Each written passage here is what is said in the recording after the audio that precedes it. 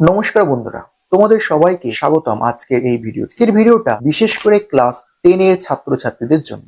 কারণ মাধ্যমিক বা ক্লাস 10 শেষ করার পরে সবচেয়ে বড় প্রশ্নটা হয় এরপরে কি নিয়ে পড়বো, সায়েন্স নেব, কমার্স নেব নাকি আর্টস।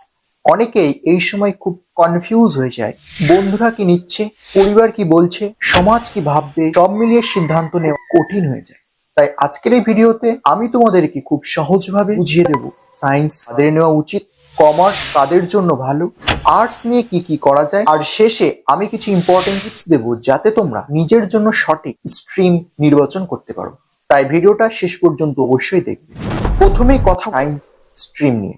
অনেকেই মনে করে সায়েন্স মানে সবচেয়ে ভালো স্ট্রিম, কিন্তু আসলে বিষয়টা এমন নয়। সায়েন্স নেওয়ার জন্য আমার কিছু জিনিস থাকা খুবই দরকার, যেমন গণিতে ভালো হওয়া, ফিজিক্স কেমিস্ট্রির প্রতি আগ্রহ এবং পড়াশোনায় ধৈর্য। সায়েন্স স্ট্রিমে সাধারণত যে সমস্ত বিষয়গুলো থাকে, 1 নম্বরে ফিজিক্স, 2 নম্বরে কেমিস্ট্রি, 3 নম্বরে ম্যাথামেটিক্স, 4 নম্বরে বায়োলজি, যেটা অনেক সময় অপশনাল সাবজেক্ট হিসেবে তোমরা রাখতে পারো।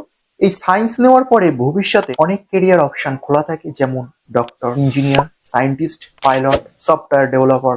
আর এই সায়েন্স নেওয়ার একটা বড় সুবিধা হলো পরবর্তীতে তুমি চাইলে কমার্স বা আর্টস রিলেটেড ফিল্ডে তুমি যেতে পারো।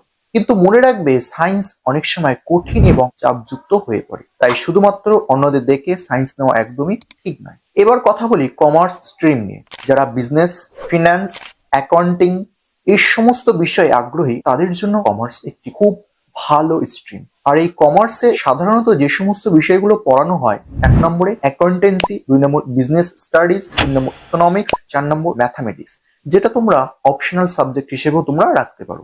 আর এই কমার্স নেওয়ার পরে ভবিষ্যতে যে সমস্ত ক্যারিয়ার গুলো করা যায়, 1 নম্বরে হচ্ছে সিএ অর্থাৎ চার্টার্ড অ্যাকাউন্টেন্ট, 2 নম্বর সিএস অর্থাৎ কোম্পানি সেক্রেটারি, 3 নম্বর বিজনেসম্যান, 4 নম্বর ব্যাংকার, 5 নম্বর ফাইন্যান্স অ্যানালিস্ট। আজকের দিনে কমার্স ডিমান্ড অনেক বেড়েছে, বিশেষ করে যদি কেউ বিজনেস বা কর্পোরেট সেক্টরে যেতে চায়, তাহলে কমার্স একটি খুব ভালো অপশন। এবার আসি আর্টস স্ট্রিমে।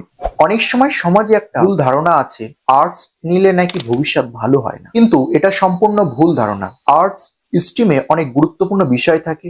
1 নম্বরে হিস্টোরি, 2 নম্বরে জিওগ্রাফি, 3 নম্বরে পলিটিক্যাল সায়েন্স, 4 নম্বরে ফিলোসফি, 5 নম্বরে সোশিওলজি। আর এই আর্টস নিয়ে ভবিষ্যতে যে সমস্ত ক্যারিয়ার গুলো করা যায়, 1 নম্বরে সিভিল সার্ভিস, আইএএস, আইপিএস, 2 নম্বরে টিচার বা প্রফেসর, 3 নম্বরে লয়ার, 4 নম্বর জার্নালিস্ট, 5 নম্বর রাইটার।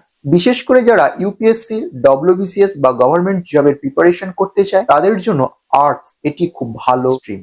এখন আমি তোমাদের কিছু ইম্পর্টেন্ট টিপস বলবো। টিপস নাম্বার 1, অন্যকে দেখে স্ট্রিম নির্বাচন করো না। টিপস নাম্বার 2, নিজের ইন্টারেস্ট বুঝে সিদ্ধান্ত নাও। টিপস নাম্বার 3, কোনো বিষয় পড়তে ভালো লাগে সেটা ভাবো। 4 নম্বর, নিজের স্ট্রেংথ এবং উইকনেস চিনে নাও। মনে রাখবে, সফলতা স্ট্রিমের উপর নির্ভর করে না, সফলতা নির্ভর করে তোমার পরিশ্রম এবং ডেডিকেশনের উপর। আমি আশা করি এই ভিডিওটা তোমাদের স্ট্রিম নির্বাচন করতে সাহায্য করবে। তো ভিডিওটা যদি ভালো লাগে, ভিডিওতে একটি লাইক করো, কমেন্ট করে জানাও তোমরা কোন স্ট্রিমে নিতে চাও।